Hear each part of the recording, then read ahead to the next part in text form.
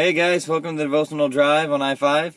Except we're not on I-5. We're in my parking lot, getting ready to go to Honduras. Pretty excited about that. So let's keep this brief.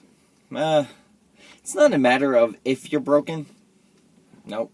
It's a matter of where you're broken. See, we're all broken somewhere. We all got stuff going on. And we have our friends and our accountability partners and maybe counselors, therapists, sponsors, whatever you got going on. Your prayer partners, your prayer warriors, your pastor, all that stuff. Your men's or women's Bible study group, all that. And we're willing to be vulnerable. You know, I've seen people on worship teams and just in groups and one-on-ones, and they're willing to be so open, so vulnerable, asking for prayer, asking for help, and letting their messes in their life become the messages that the Lord can use to help others. But then you come across those prayer requests, maybe on Facebook, your own even, where you're like, hey, I need prayer. I have a personal prayer request, but I can't tell you what the personal is. It's not secret, it's just private. See, I will tell you anything in life, anything that's going on, but this is too deep. This is too much. It says only that I can go to the Lord and let the Holy Spirit intercede for me. I cannot discuss this. Again, it's not private. It's not secret. It's just personal. I have no details for you. You've seen them. Maybe I'll update you later on Facebook, but right now, I have no details. I just need prayer. That's some good, serious brokenness. Been there. I've seen people, again, on the worship team that are just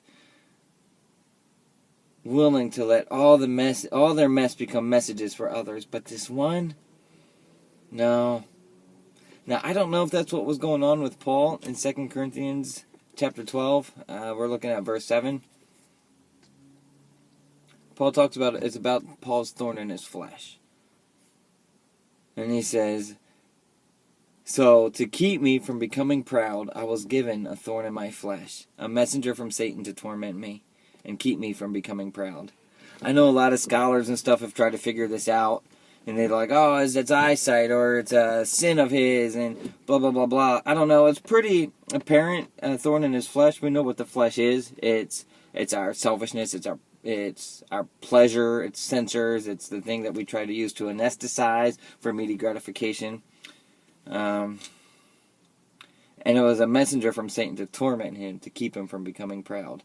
You know, when I have a recurring temptation or something going on in my head, or even a recurring sin even, it's those things where the Lord's still using the gifting that He's given me towards others, but it's when He's ministering to me, because I can sit back and be like, in spite of myself, look at the Lord, look at His blessings, look at how He uses me.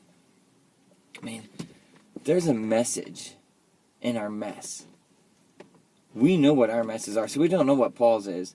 And I think if we were to ask God what was Paul's thorn in his flesh, I'm pretty sure, and I don't know, but I would think that, and I'm not going to build a doctrine on it, but I would think that the Lord could possibly say, if I told you what Paul's thorn was, you would disregard the message in the mess, because you're not struggling with the same struggle, so you're not going to identify with him.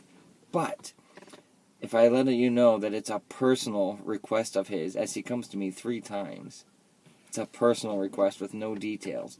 At that point, you will understand his brokenness and the torment that he's going through.